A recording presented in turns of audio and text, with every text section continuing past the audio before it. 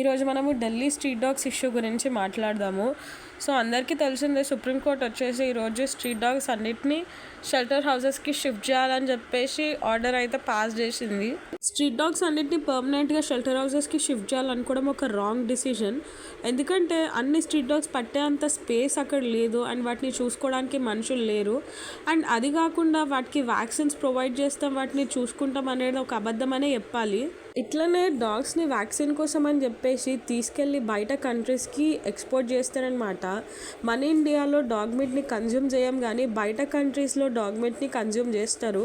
China, Japan, south Korea ఈ కంట్రీస్లో dog మీట్ని చాలా ఎక్కువగా కన్జ్యూమ్ చేస్తారనమాట. మన దగ్గర వ్యాక్సిన్కి అని చెప్పేసి స్ట్రీట్ డాగ్స్ని తీసుకెళ్ళి ఆ కంట్రీస్కి అమ్మేస్తారు.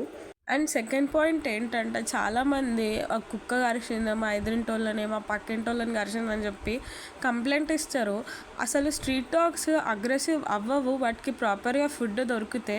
కానీ మన ఇండియాలో ఉన్న దరిద్రం ఏంటంటే, మన ఇంట్లో ఫుడ్ ఉంటే అది ఖరాబ్ అయిపోయి పురుగులు పడినా మనకు అబ్జెక్షన్ ఉండదు, కానీ బయట ఏదైనా జీవికి ఆ ఫుడ్ అని పెట్టానంటే మనకి ఎక్కడ లేని బాధ అవుతుంది.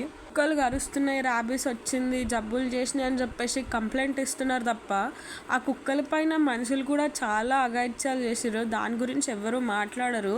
ఇదివరకు కూడా చాలా కేసెస్ రిపోర్ట్ అయినాయి. ఒక చిన్న పిల్లగాడు కుక్కని బిల్డింగ్ పై నుంచి ఎత్తేసిందని, రోడ్డు మీద బ్రిడ్జ్ పై నుంచి కిందికి పడేసిందని చెప్పేసి.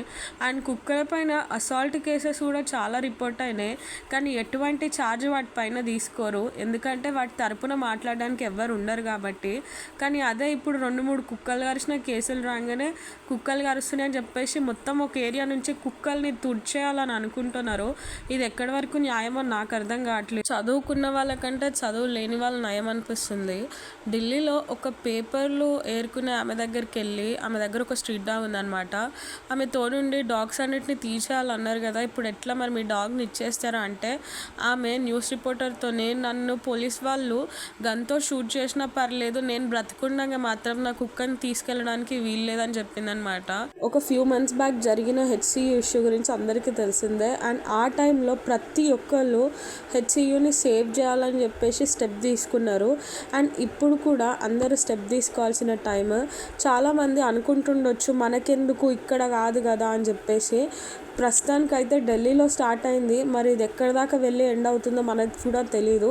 కాబట్టి మనం ఇప్పుడే దీనికి అగెనెస్ట్గా ఒక స్టెప్ తీసుకున్నాం అనుకోండి, రేపు మన ఏరియా స్ట్రీట్ డాగ్స్ని మనం సేవ్ చేసుకోవడానికి ఉంటుంది. సో ఎంత వీలైతే అంత ఈ వీడియోని షేర్ చేయండి.